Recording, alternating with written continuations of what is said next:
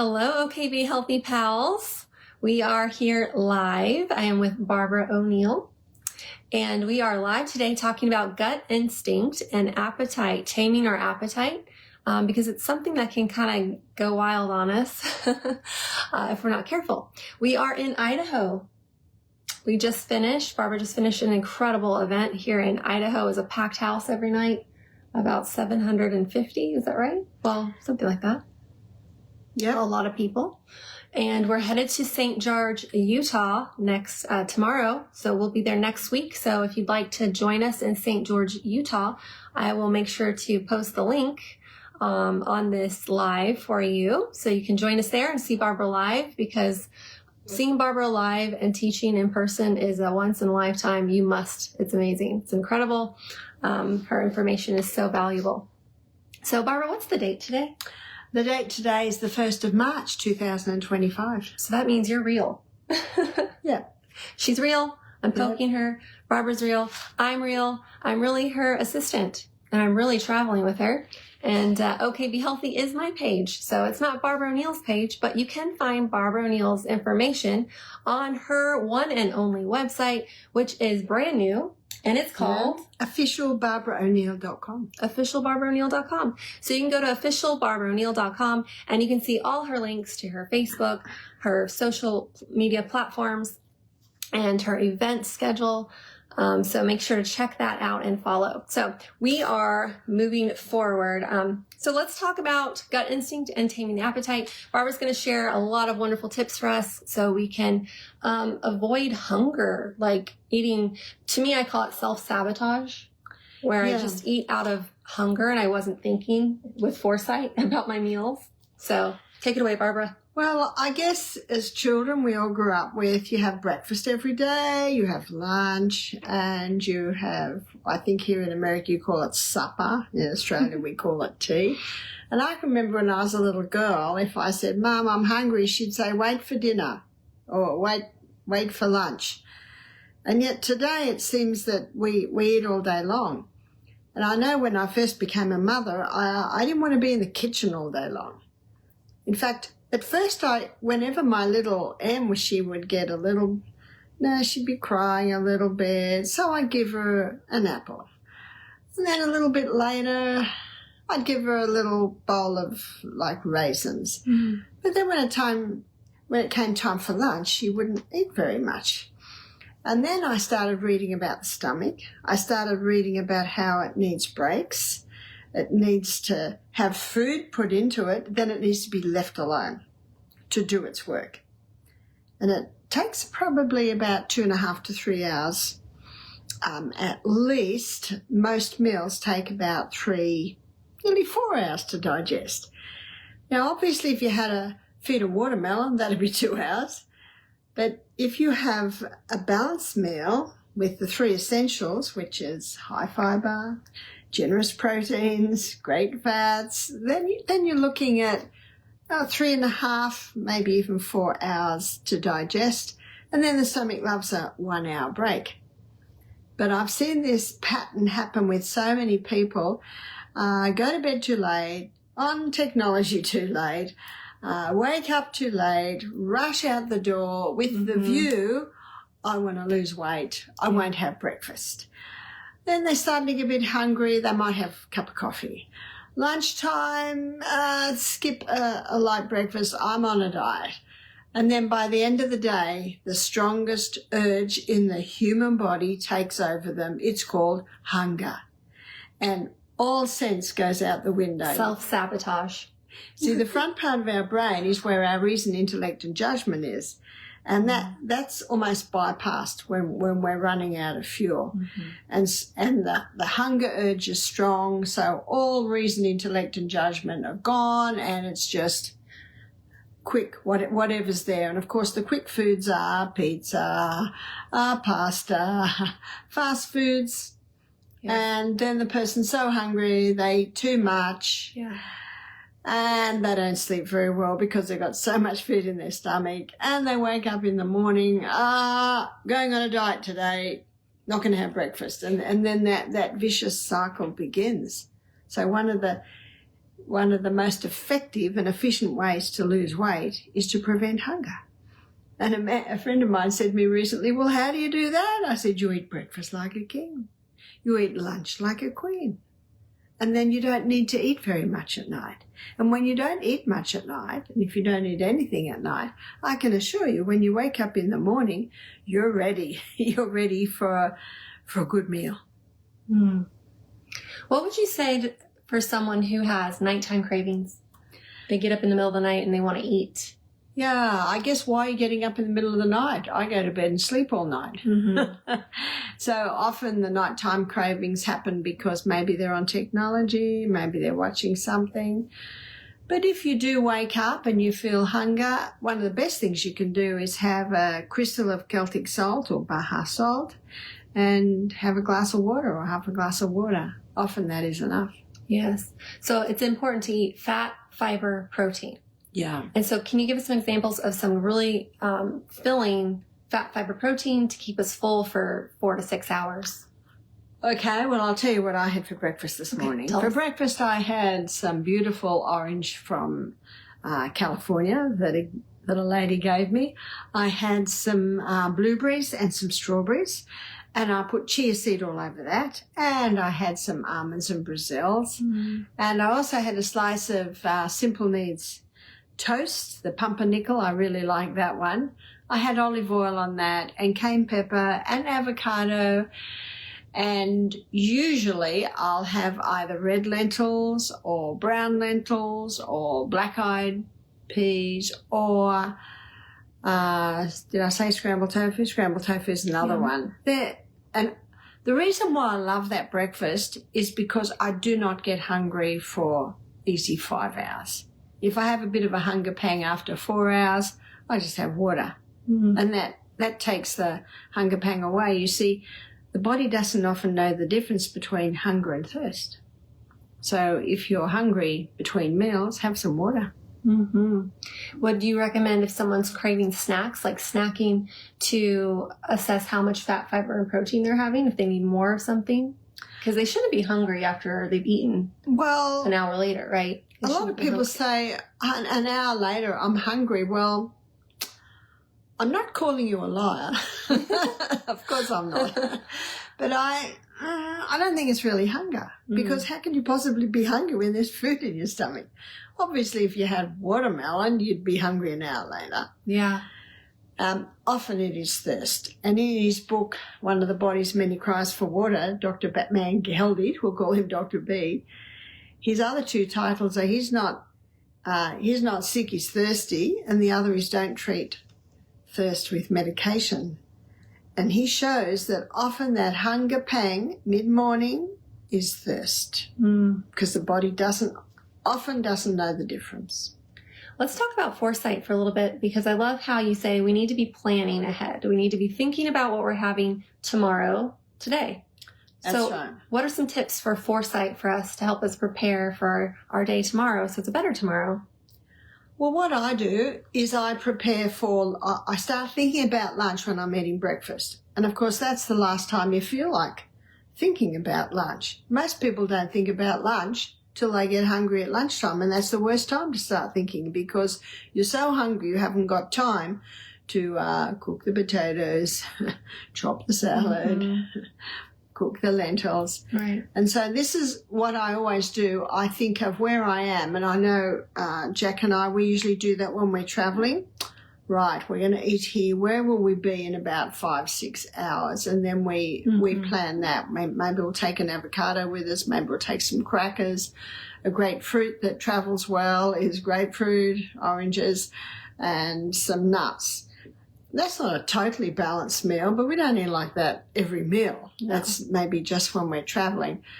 And so before you go to bed at night, you think for a moment, now what am I going to have for breakfast? What am I going to have for lunch tomorrow? Do I need to put some beans on to soak? Do I need to take the beans I had last week out of the freezer? So it's just a little bit of foresight. Mm-hmm. And I know when we're traveling, our to-go bag, like when we have to catch early flights, is usually a grapefruit, some kind of fruit. We have nuts. We have avocado. That's like a staple, avocado, even for lunch, right? So if we can't catch a an amazing lunch that day. At least we had some substance from the nuts and the avocado and some fruit. And even in your travelings, right, you can find fruit in the airport. Yes, you can. You can. And usually I'll have either some gluten-free crackers that I like. They're good to put on the avocado. Just take you a bit further. Yeah. Mary's Gone Crackers is a really good brand of gluten-free. It's made out of seeds. And then we just had some, 2 days ago. It's Jovial sourdough crackers. Those aren't gluten-free, but they were delicious because it had some rosemary in it. So we really love that. So they're Enkenhorn, which is really the original wheat. And it does have gluten, but it's a very fragile structure. Yeah. So usually the gluten intolerant, the gluten sensitive people can handle it. Celiac not, but then the celiac can go to the gluten-free crackers. So why is it important for us to have a huge variety of fiber at every meal? Well, what's fascinating is different fiber feeds different microorganisms in our gastrointestinal tract. It's often called today our microbiome. Often, traditionally, it's called our healthy or our friendly bacteria. So you can, for instance, there might be 7 different types of apple, and I'm sure there are more than that. Each apple feeds a different microorganism.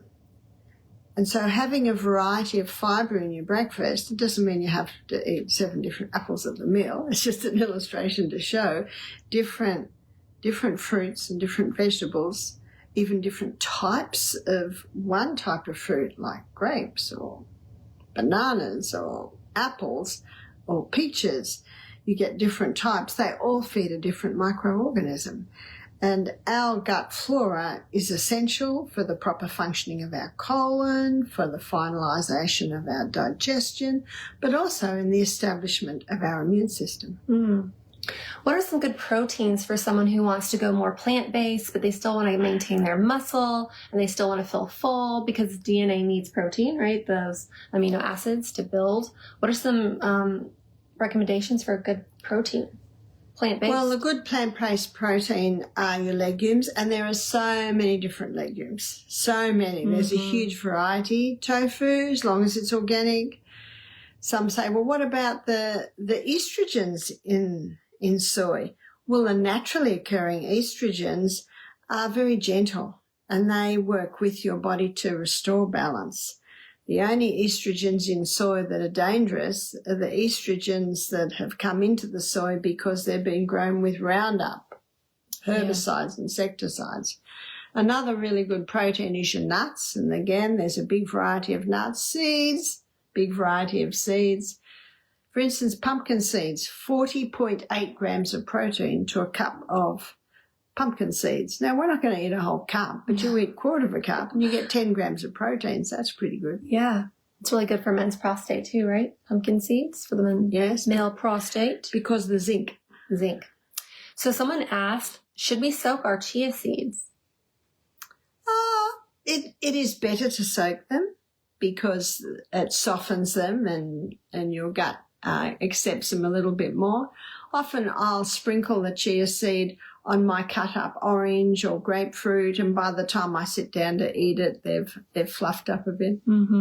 What do you think about rolled oats as far as, is it good or bad for people with digestive issues? Well, if anyone has a problem that is attributable to allergy, and so I'm talking probably more about inflammation in the gut. So that would be Crohn's disease, colitis, gastritis, irritable bowel syndrome.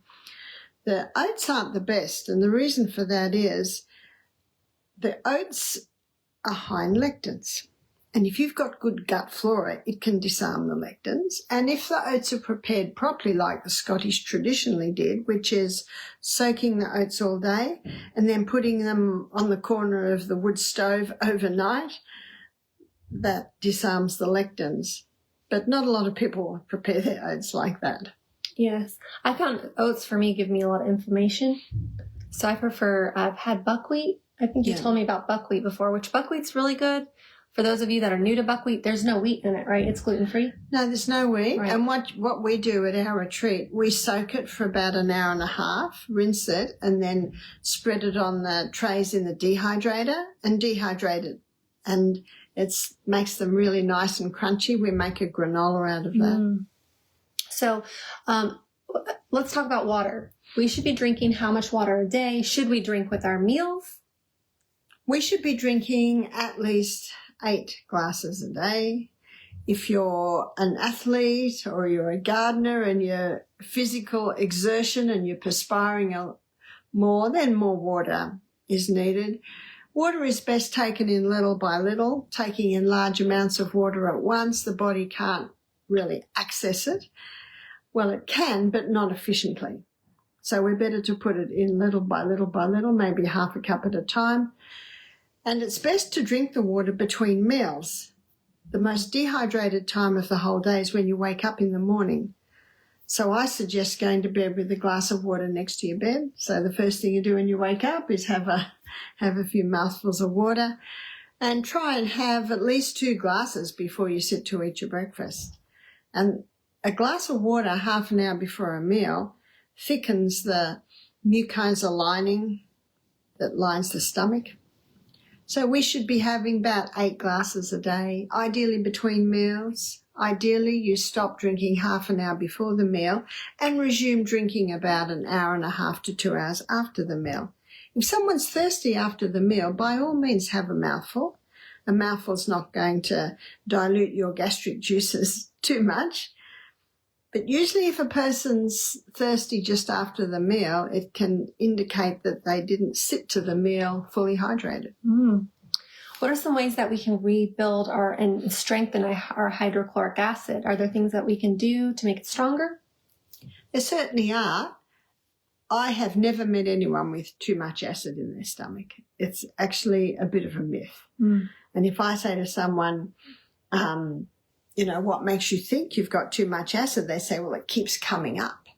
That's reflux or heartburn or GERDs, it's often called. Well, the problem's not the acid. The problem's the little gate there. And what I usually do is get them to eat most of their food, breakfast and lunch. If they eat at night, it should be just something light, like a soup. So when they lay down at night, the stomach's empty or mostly empty.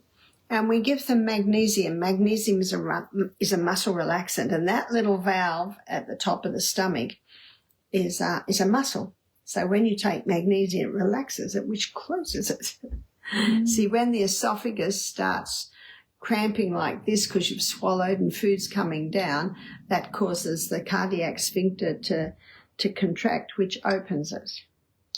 How much magnesium citrate should someone take every day for that? For that, with our guests, we give them 500 milligrams just before they go to bed to make sure it's closed, and maybe with a couple of meals.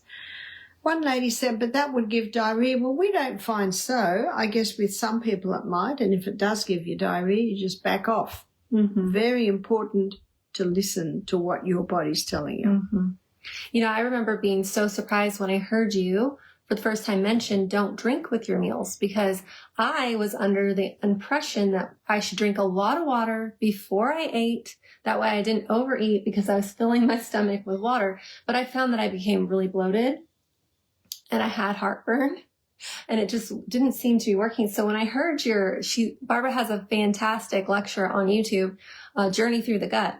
And when I heard this, my mouth just dropped because I was like, oh, that makes perfect sense. I've been watering down my hydrochloric acid this whole time. And the Digest Tea has changed my life as far as bloating goes. Would you share the recipe with us? I know it's in your book too. Her recipe's in Sustain Me. And a lot of the things we're talking about, you can find in her book, Sustain Me, which is on her website, officialbarbaraoneal.com. But would you be willing to share it here? Sure. It's, and I think you sell it, don't you? We do, yeah. At OK Be Healthy. Yeah. And you did ask the question of how can we boost the hydrochloric acid. Yes. Of not drinking with the meals is important. Leaving a break between meals, having most of your food, breakfast and lunch, and eat light at night. Also make sure when you're eating it's a relaxed environment, and make sure you chew very well. Chew. Don't rush through your meals. Some simple ways to boost hydrochloric acid other than those basic principles is to have maybe 1/3 teaspoon of cayenne pepper in a little bit of water with the meal, or the juice of a lemon with the meal, or the digestive tea. And the digestive tea is 1 part dandelion, 1 part licorice, and 1 part gentian, and 1/2 part golden seal. They're all bitter herbs. You see, the bitter taste in the mouth messages the brain to release more hydrochloric acid in the stomach. So you cook it up in a saucepan, and you usually cook it up with fresh ginger. So we usually do equal the herb and equal fresh ginger. And ideally, I like cooking my herbs in glass or ceramic. They're the best to cook your herbs in. Gentle simmer for about 15 minutes.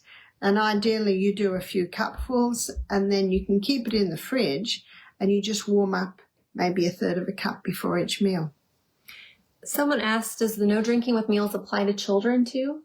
That's right. They've got the same stomach as us. That's why I say to mothers, grandmothers, aunts, whoever's minding the children, an hour before the meal, start encouraging the children to drink. I love what you said one time. You said, they're just little humans. Children are just little humans. And I was like, that's so true. I don't know why we treat them differently, like they're an alien or something different. They're just smaller. They're smaller.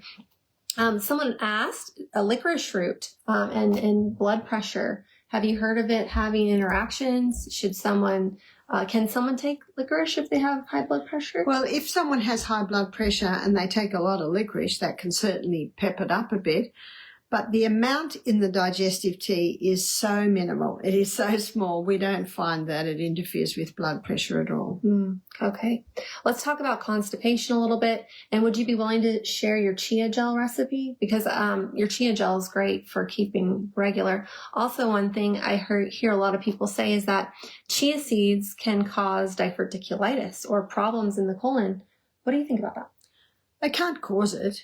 Diverticulitis is mostly caused by an impoverished diet that doesn't have a lot of fibre. And what doesn't have fibre is meat and dairy. There's no fibre there. But also your refined grains and refined sugars. There's no fibre there. And when there's no fibre, the contents of the colon move sluggishly. And that can contribute to diverticulitis. Diverticulitis is like a little pocket in the colon. And so people are told, don't eat seeds if you have diverticulitis because it'll get caught in the little pocket. That's their reasoning. Yeah. Which is why when you eat chia seed, it's a good idea if you have diverticulitis to soak it so that you've now got like a chia gel. And what we advise is 1/3 cup of chia seed to 3 cups of water. You put that in a jar and you shake. And you might shake for a minute, do something, come back, shake for another minute, do something else. It'll only take about 5-7 minutes for it to go to a soft gel. Now, you can make it a little bit more exciting, and instead of using water, you can use coconut water, or you might use juice, or you might use almond milk or organic soy milk. But 1/2 cup of that each meal is a great way to stimulate peristalsis in the colon. What does peristalsis mean? Peristalsis is movement through the colon. And a lot of people with sluggish bowel, constipation, they need to wake up peristalsis, encourage it and get it moving through. Also, other constipation tips, exercise, rebounding. Yes, rebounding, exercise, your Pilates type exercises, which are core strengthening. They're very good at massaging that colon. Also water. One of the main functions of the colon is to take water out so stools are formed. So it's important to drink adequate water to help keep the stools soft. Yeah. Very, very good information. So there's a bunch of questions coming through. I'm trying to catch some of them, so I apologize if we don't get to all of them. But we are going to take some from our subscribers at the moment, and then we will take some from those who are watching. It's great if you can keep on topic with gut health and appetite control. And so if you have any questions, we'll look for those first. But this is from Melanie, and she says, "Is fasting good for you? What should we eat to repair and maintain good gut bacteria?" Fasting's great. The stomach loves a rest. And the time-restricted eating, which is probably one of the most popular ways of eating today, is eating twice, 6 hours apart in a 24-hour period. So that means you're getting maybe about a 17-hour fast every 24 hours. That's a very easy fast, because when you'd be the most hungry, you're asleep. Or you might fast 1 day a week. Our guests fast Monday, Tuesday at our retreat. And the stomach starts to work a lot better when it's been given a break. And if someone gets a cold or has the flu, that's a great time to fast, because then the body's putting all of its energies into healing. Fast has been used for centuries, and it's been used to help conquer disease. So, yep, fasting's great. For example, we'll eat breakfast around 7. I know you like to eat breakfast early because you get really hungry. So we usually eat at 7, and then we usually eat again at 1. And then sometimes if our lunch is really filling, we won't eat again. No. Because we're just still full. That's just right. Drinking our water. Especially if our lunch is about 2 o'clock and it's a nice substantial meal, that often we don't eat again. Right. What do you think about probiotics? Probiotics have a place. I don't take probiotics, but if someone has been on a course of antibiotics, they really need to be on a probiotic for probably a couple of months, because antibiotics have a devastating effect on our gut flora. It's also a great idea to include some sort of cultured food in your daily diet. That may be sauerkraut, might be a yogurt, kefir, miso, kombucha. Yeah. What was it we had for the first time I had the other day? It was a water kefir. Water kefir. I've never had that before. That was really good. Yes. And what is that exactly?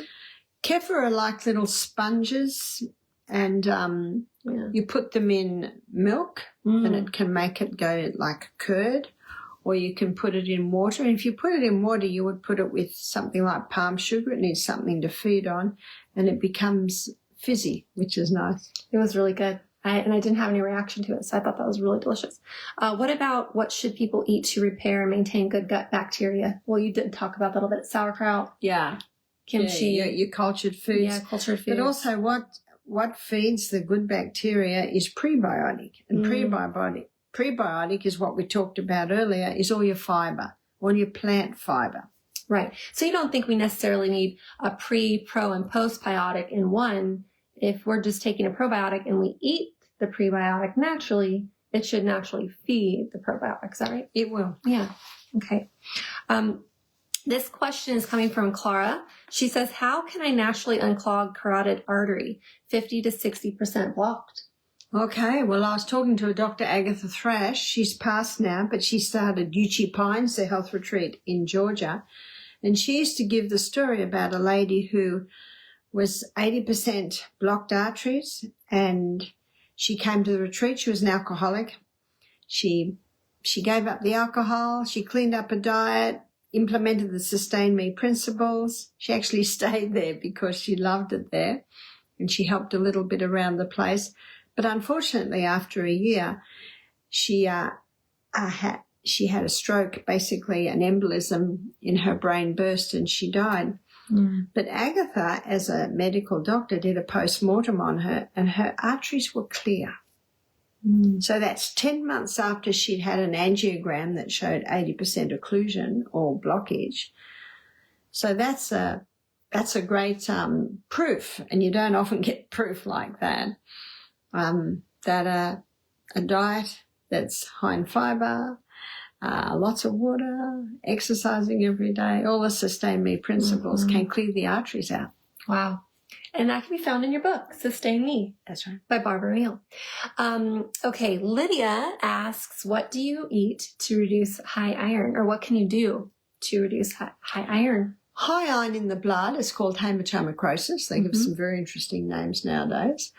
And I have seen a couple of people conquer their hematomicrosis, their high iron. One conquered it by having more minerals in the diet. So how to have more minerals? Well, you could take colloidal minerals as a supplement, or I like to aim for more dietary. So dark green leafy vegetables, they're the highest in minerals. But also a lot of people, minerals are being leached because they're having too much refined food, too much refined sugar and caffeine. They all leach the minerals out. And the other person that conquered their high iron was by taking the digestive tea. And what we discovered is they were eating too fast. They weren't chewing properly. So a lot of their food was actually even just leaving the body, because you must chew the food right down to allow the digestive enzymes to work on it, to break it down to singular structures so it can be absorbed out of your gut and into your blood. For someone who has a lot of air, maybe they have a lot of burps, and they have a lot of bloating as far as air, what would you say? Maybe they're chewing too fast? Quite possibly. Quite possibly. They can be chewing too fast. They can sometimes, when they're talking with their meals and they're not concentrating on their chewing, drinking with the meals can contribute to bloating. A wheat intolerance is a very common allergy to wheat, can be a cause of bloating. Also, most people don't cook their oats enough, and if they're not cooked enough, that can also cause bloating. Okay. Another cause can be eating too often. Eating every couple of hours can cause bloating. Yes. Yes, and the Digest-T has really helped me. Yes. With my bloating, especially over antibiotic use, which I did, which killed my microbiome, and then watching your video really helped me repair it. But yeah, that Digest-T is great. Okay, Renee is asking about inflammation, and she says her inflammation markers are elevated since being diagnosed with frontal fibrosing alopecia. What can help? Well, I'd like to suggest that you wouldn't know that if you didn't have a blood test. True. And what I find is the body wants to balance us. It runs according to precision balance.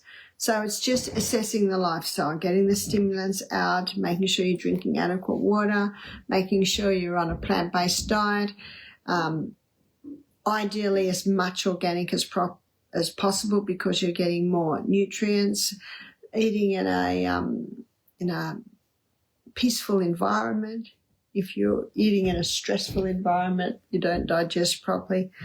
So you'd have a look, basically tick the boxes. Okay. Soria asks, have you ever used fulvic acid? We go to a green pediatrician that recommends for mineral replacement. Yes, fulvic acid is important, and fulvic acid is found in some of your, especially your high mineral foods. But I personally have never used it. Okay. Good to know. All right. This question is about lowering potassium. Should we be worried about high levels of potassium? Well, how would you know you got high levels of potassium? I'll never know what I've got because I'll never have a test. And I never have a test because everything works. Everything works. If there is a problem, your body will tell you. And the hardest thing I have is to teach people to listen to their bodies. What does that mean, to listen to your body? Well, if you've got a pain, you've got to find out why you've got the pain. And we want to listen when it's a whisper, right? Yes, we must listen to the first whisper. If we don't listen to the first whisper and do something about it, the body starts screaming. And when it starts screaming, it's doing damage. So, for example, it'd be almost like if you had a little tiny rash. Yeah. Rather than waiting for it to get taken over your arm. That's right. And your body. That's right. And then a lot of people would say, well, what do I do with a rash? I don't know what to do with a rash. In my book, Sustain Me, I have a chapter on the skin, and we have found that all skin problems have an allergy factor. So stopping the 5 most common allergens, which are dairy, wheat, oats, peanuts and refined sugar, we find that when those foods are eliminated, the skin begins to respond. but it can take at least 2 months to see the full result. Mm-hmm. Going back to iron really quick, what if someone has too low of iron and they're anemic? You know this one really well. Yeah, well, one of the, there can be a couple of causes for anemia, low iron. One can be heavy blood loss every month in a woman, and if she has heavy blood loss, that means her hormones are out of balance. So applying the wild yam cream what it does is it balances the hormones, then you're not losing as much blood. Mm-hmm. Another is low hydrochloric acid. So when you start boosting your hydrochloric acid, you can recover from anemia because iron is bound up in food and it needs acid to free it from the food. So we want strong hydrochloric acid. It's brilliant. And you used to be, many years ago, anemic, so you know this very well. 15 years I suffered from anemia, and then I finally discovered it was because I had low hydrochloric acid. Wow. Okay. So that kind of goes into the question, a woman's having a non-stop period. What can she do for her non-stop period? For a non-stop period is a clear indication that her hormones are way out of balance. Right. And when you apply the yam cream, you usually apply it 3 weeks on, 1 week off. And the week that you stop is the week that you have period. Mm-hmm. So what does a woman do if she's bleeding non-stop? She just chooses 3 weeks where she applies the cream and then 1 week where she stops. And usually within a few months, she starts to find it balances out. Yeah. Okay. Well, thank you for all your wonderful knowledge.